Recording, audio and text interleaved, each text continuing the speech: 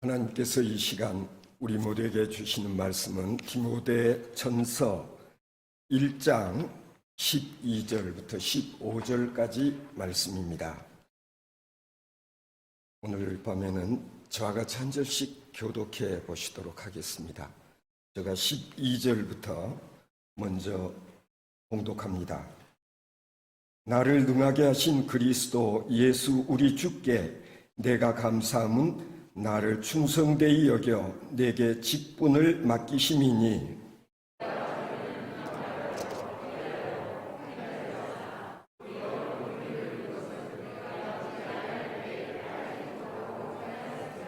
우리 주의 은혜가 그리스도 예수 안에 있는 믿음과 사랑과 함께 넘치도록 풍성하였도다.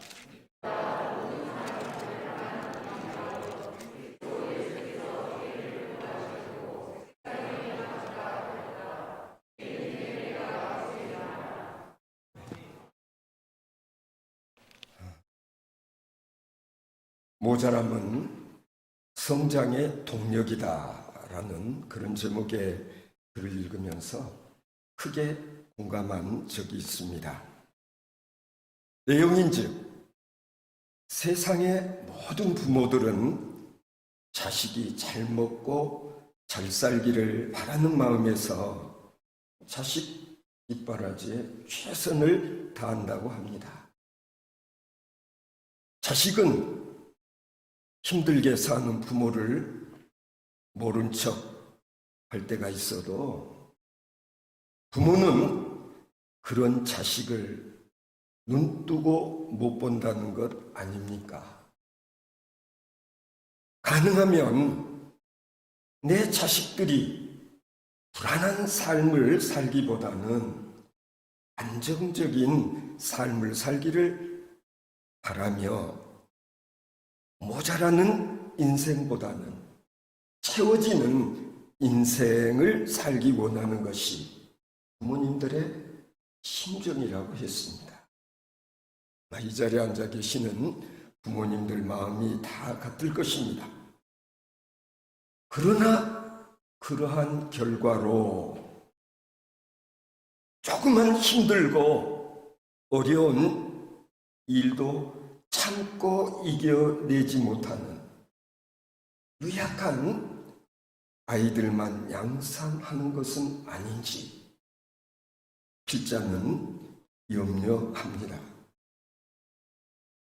물질적으로 풍요롭게 살아온 자식들은 조금의 불편함도 참지 못하고 쉽게 불평과 불만을 늘어놓게 되는 현실을 지켜보면서 오히려 모자람이 인생의 축복이 될 수도 있다는 사실을 우리 부모들은 자식들에게 가르쳐 주어야 한다는 것입니다.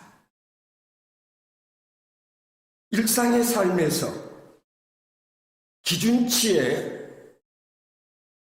미치지 못하는 모자람은 때로는 이것이 열등감이 되고 자신에 대한 불평과 불만으로 이어집니다.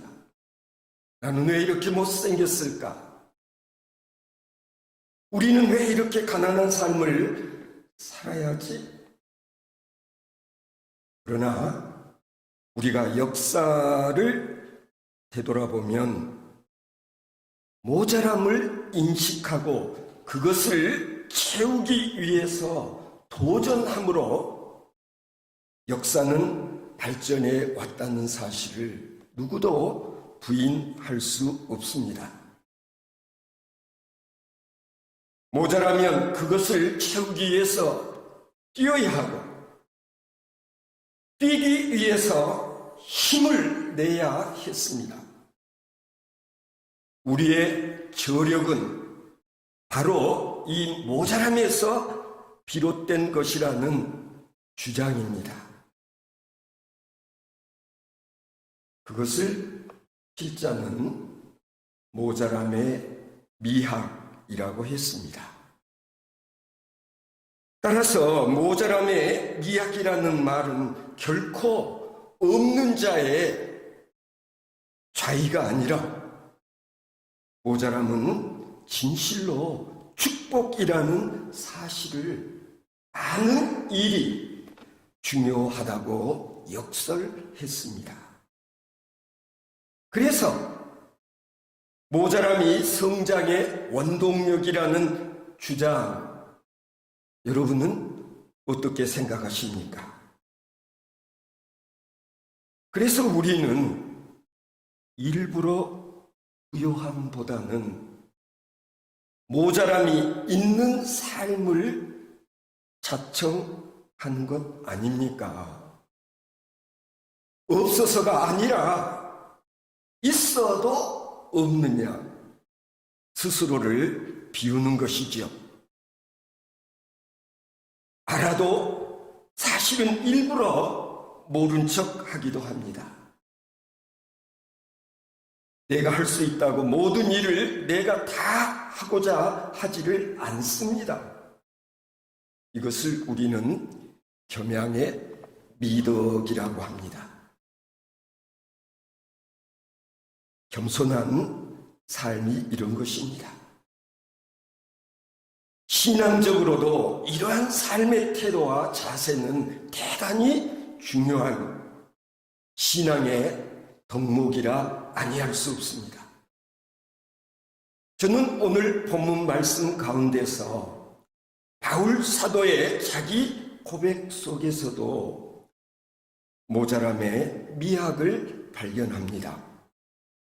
우리가 오늘 저녁 함께 교독해본 이 디모데전서 본문 말씀은 사도 바울이 어떻게 큰 믿음, 깊은 믿음의 자리로 들어갈 수 있는지를 우리에게 가르쳐주고 있습니다. 오늘의 말씀을 통해서 우리 모든 성도들도 사도 바울과 같은 믿음이 성장하고 그리고 깊은 믿음의 자리로 나아갈 수 있기를 바랍니다. 사도 바울은 오늘 본문 13절에서 이렇게 고백합니다. 내가 전에는 비방자요 박해자요 폭행자였으나 도리어 긍휼을 입은 것은 내가 믿지 아니할 때에 알지 못하고 행하였습니다. 사도 바울의 이 고백 속에서 우리의 믿음이 깊어지는 두 가지 비결을 배울 수가 있습니다. 첫 번째는 자신의 부끄러운 허물을 감추지 않고 드러낼 수 있어야 한다는 것입니다. 자신의 부끄러운 허물을 감추지 않고 드러낸다는 것 결코 쉬운 일이 아닙니다. 사람들은 누구나 부끄러운 과거가 있다면 자신의 부끄러운 과거를 감추려고 노력을 합니다. 내 자신의 부끄러운 과거가 드러날 때마다 괴롭지 않습니까? 여러분 경험해 보셨을 것입니다. 그러나 자신의 부끄러운 과거, 부끄러운 허물이 다른 사람의 입을 통해서 들춰질 때는 이것이 창피하고 부끄러운 일이지만 내 마음에서 우러나오는 내 자신의 믿음의 고백으로 고백되어질 때에는 부끄러움을 넘어서 오히려 신앙과 인격을 한 단계 성숙시켜주는 계기가 된다는 것, 아마 여러분 중에서 체험해 보신 분도 있으실 것입니다. 성도 여러분, 사도 바울에게 있어서 가장 큰 부끄러운 과거는 무엇이겠습니까? 예수 그리스도의 사도가 되고 이방인들에게 그리스도의 복음을 전하는 사도 바울에게 있어서 정말 감추고 싶은 이야기 무엇이겠습니까? 그건 아마도 예수 믿기 전에 예수 믿는 사람을 죽이는데 앞장섰던 바로 그 일일 것입니다. 지금은 자신이 생명을 바쳐서 복음을 전하고 있지만 예전에는 어리석게도 이 복음의 능력을 깨닫지 못했을 뿐만 아니라 생명의 주이신 예수님을 이단의 괴수라고 생각했습니다. 그래서 이단의 괴수인 예수를 따르는 무리들은 마땅히 처단되어야 할 이단의 무리들이라고 생각하고 그들을 죽이는 일에 앞장섰습니다. 여러분 아시지 않습니까?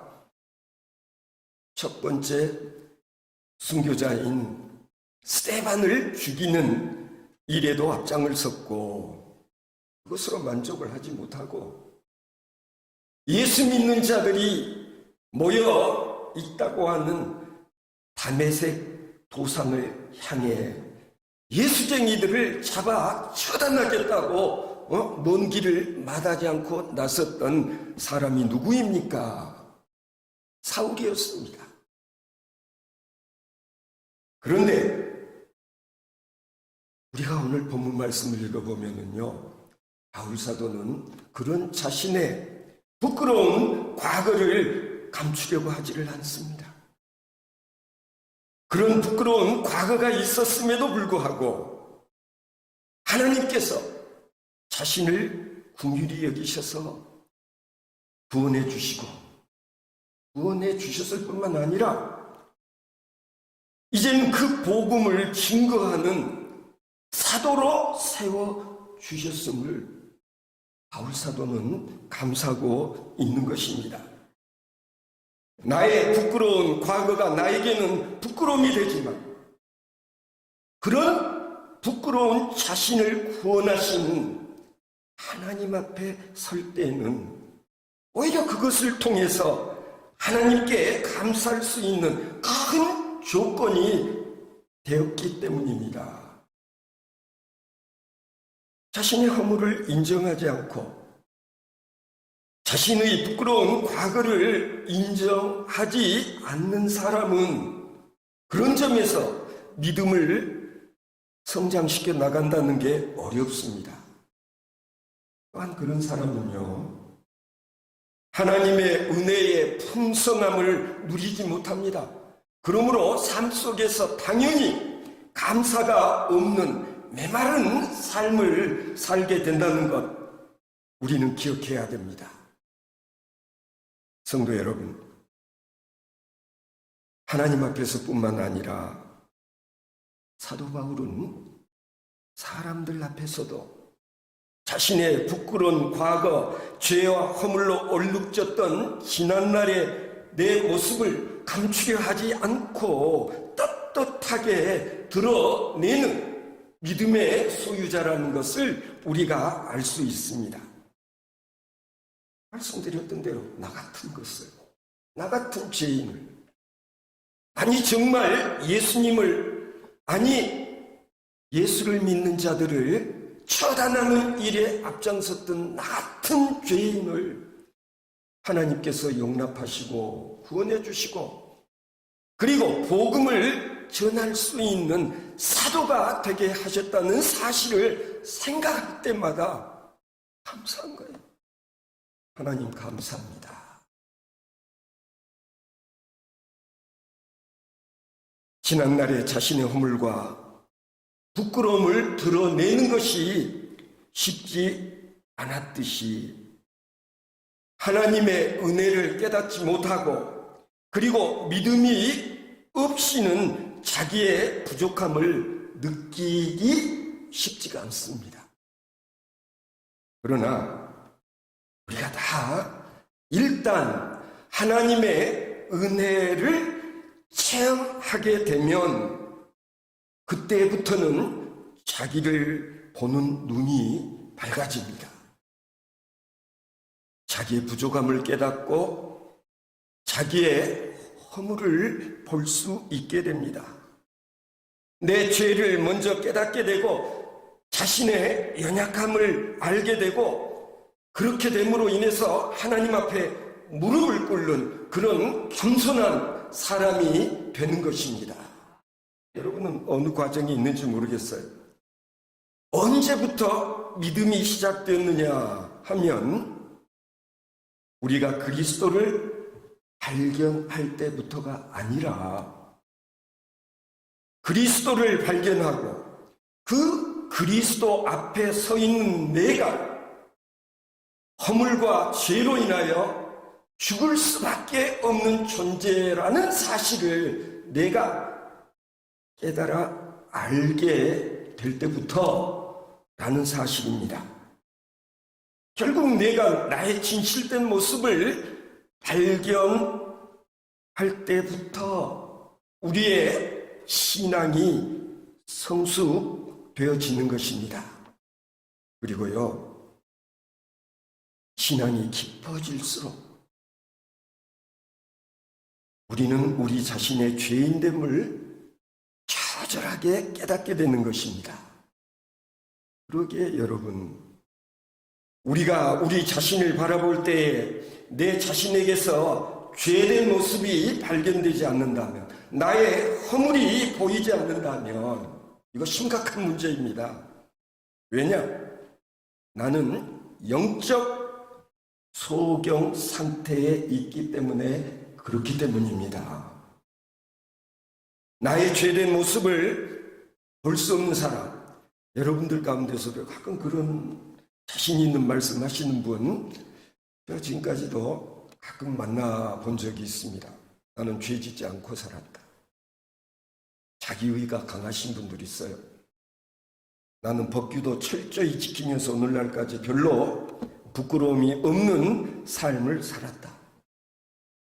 그러나 분명히 우리가 인정하지 않으면 안 되는 것은 하나님 앞에서 죄인 아닌 사람이 없다는 사실을 우리가 겸허히 인정하는 일이 있고서부터 우리는 더 깊은 신앙의 경지로 나아갈 수 있다는 걸 기억해야 되는 것입니다. 사도 바울의 경우를 한번 생각해 보실까요? 사도 바울은 원래부터 자신이 죄인이라고 느끼던 그런 삶을 사는 사람이 아니었습니다. 아시죠? 요즘으로 치면은요, 찐 금수저에 속한 그런 사람 아니었습니까? 자신은 의인이고 종교적인 열심이 남보다 뛰어난 사람이라고 생각했습니다. 율법에 대한 지식도 해박했습니다. 좋은 가문에서 출생을 했습니다. 훌륭한 스승 가말리엘의 문화생이라는 엘리트 의식을 지니고 있었던 사람입니다.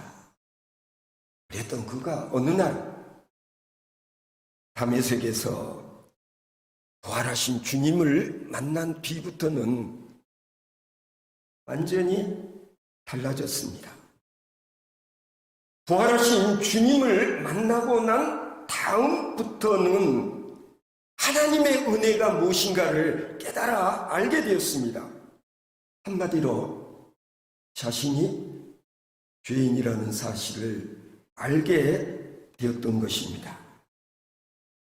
사도 바울은 예수 믿고 나서도 처음에는요, 자신이 사도가 되었다는 사실에 대해서 자부심이 대단했던 것 같습니다. 갈라디아서에 보면 사울이 바울이 되고 주님의 사도가 되었다는 사실에 대해서 아마 좀 비난을 하는 그런 사람들이 있었던 것 같아요. 그런 사람들을 만날 때 사도 바울은 뭐라고 이야기를 했느냐? 고린도후서 11장 5절에 보면은요, 나는 지극히 크다는 사도들보다 부족한 것이 조금도 없는 줄로 생각하노라. 무슨 뜻인지 알겠죠? 예수님의 직계제자, 12제자 나오라 그래. 나는 어느 제자와 비교를 해도 조금도 부족함이 없다고 큰 소리 치면서 자기를 험담하는 자들을 저주하는 것처럼 보이는 그런 시절도 있었다라는 것입니다. 그러나 그런 사도 바울도 신앙의 연조가 깊어가면서 은혜를 더욱 깊이 체험하게 되었고, 은혜를 깨달을수록 자신을 보는 눈이 달라졌습니다. 고린도전서 15장 9절에 보면은요, 지극히 큰 사도보다 부족한 것이 조금도 없는 줄로 생각한다 라고 말했던 그가 이제 어떻게 달라졌는가를 알 수 있습니다. 나는 사도 중에 가장 작은 자라. 나는 하나님의 교회를 박해하였으므로 사도라 칭함받기를 감당하지 못할 자니라. 이렇게 달라진 바울 사도의 모습을 볼 수가 있는 것입니다. 사도라고 칭함받는 것조차 벅차다, 그런 뜻 아닙니까? 에베소서 3장 8절에서는 자신을 가리켜서 모든 성도 중에 지극히 작은 자보다 더 작은 자가 바로 나라고 그렇게 고백을 합니다. 다른 사도가 아니라 일반 성도들과 비교해 보아도 자기는 작은 자 중에 작은 자라고 고백하는 바울 사도의 모습, 우리에게 시사하는 바가 많습니다. 그리고 마침내 그의 생애 말년에는 오늘 우리가 읽은 말씀 15절에서 고백한 것처럼 자신을 뭐라고요? 죄인 중에 내가 괴순이라 선언을 합니다. 더 이상 자기를 낮출 수 없는 경지에까지 자신을 낮추고 있는 것을 볼 수가 있습니다. 주성교회 성도 여러분, 우리는 여기서 바울 사도께서 철저히 자기 자신을 부인하고 자신을 비우고 자신을 낮추게 될 때에 자기를 낮추면 낮출수록 그의 믿음은 더 깊어져 갔음을 확인할 수가 있습니다. 우리 하나님은 우리가 스스로 나를 비우고 낮아질 때 그 비워진 그릇에 하나님의 은혜를 풍성하게 채워주시는 하늘아버지 하나님이신 것을 믿으시기 바랍니다. 하나님 앞에서 내 모습이 작아지면 작아질수록 하나님은 내게 더 크신 분으로 다가오시며 내가 내 자신을 비우고 그리고 모자람 가운데 있을 때에 하나님께서 그 모자람을 채워주시는 놀라운 역사가 있게 될 줄로 믿으시기 바랍니다. 여러분들이 신앙생활하면서 꼭 경험해 보셨으면 좋겠습니다. 제가 순천에 내려온 지 27년째가 됩니다.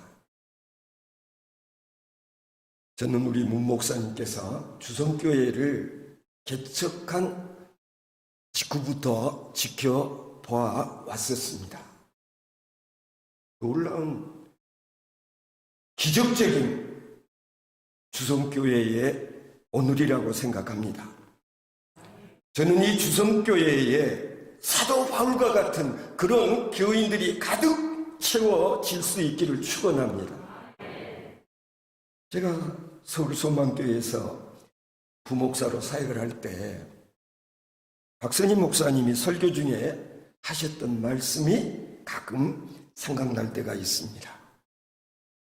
그 교회의 수준은 그 교회의 장로님들 수준에 스탑된다.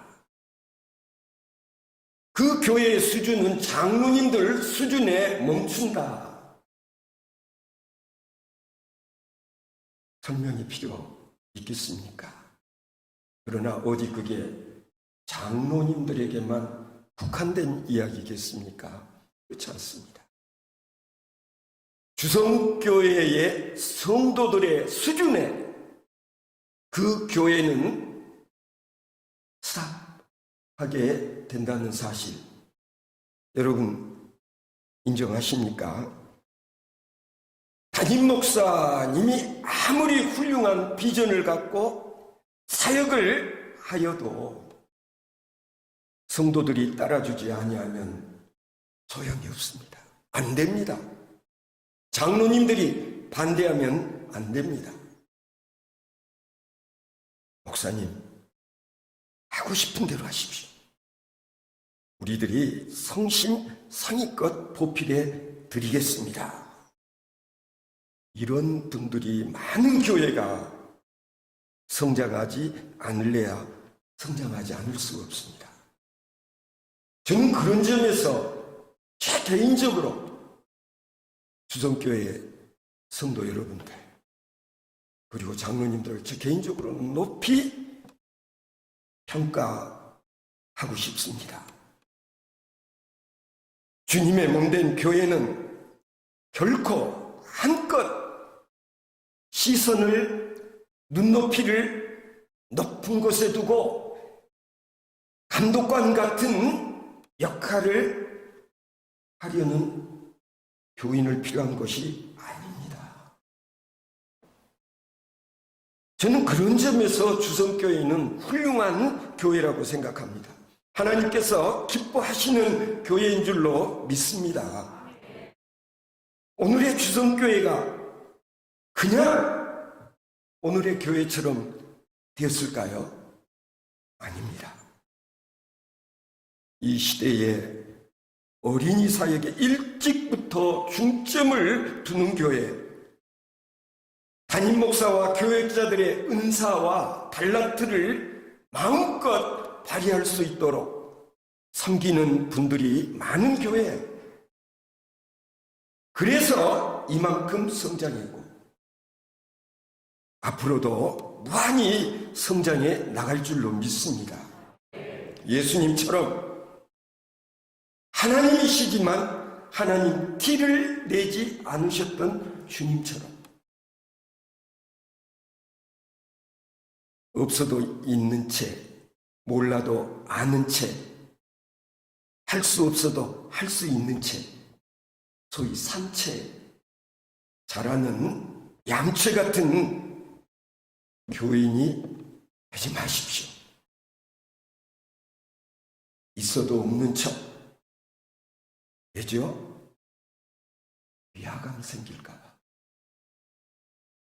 알아도 모르는 척. 왜 그렇게 하죠?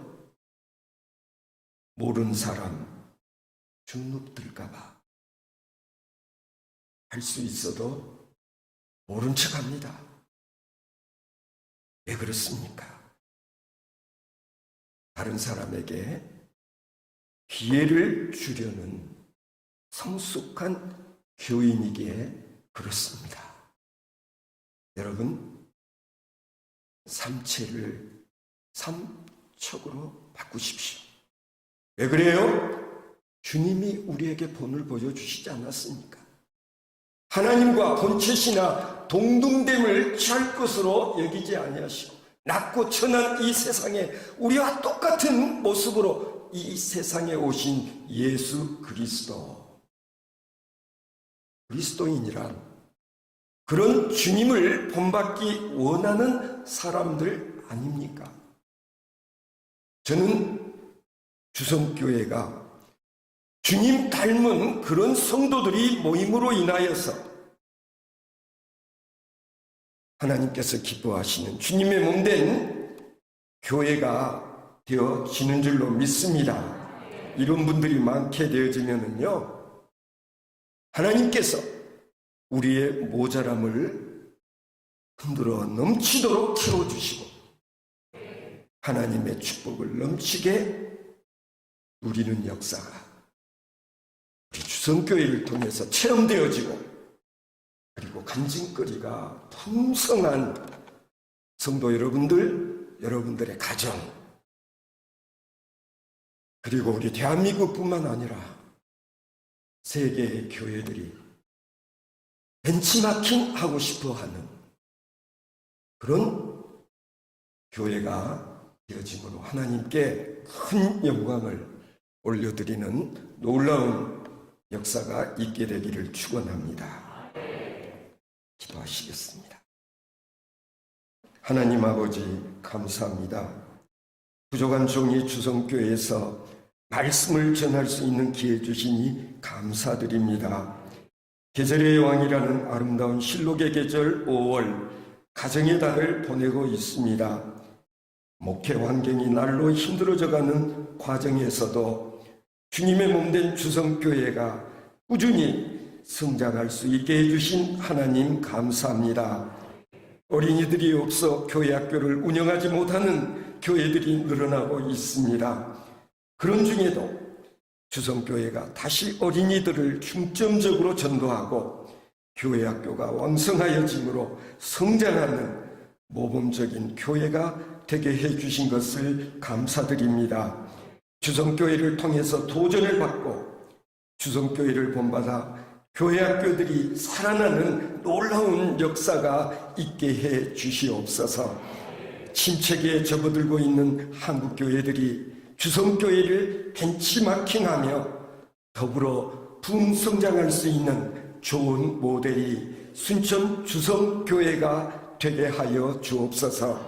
스스로 겸손하며 낮아짐으로 인하여 섬김의 도를 다함으로 하나님께서 채워주시는 놀라운 역사가 주성교회를 통해서 가정들을 통해서 경험되고 간증거리가 있는 삶을 살아가는 저희들이 되게 하여 주옵소서. 예수님 이름으로 기도하옵나이다.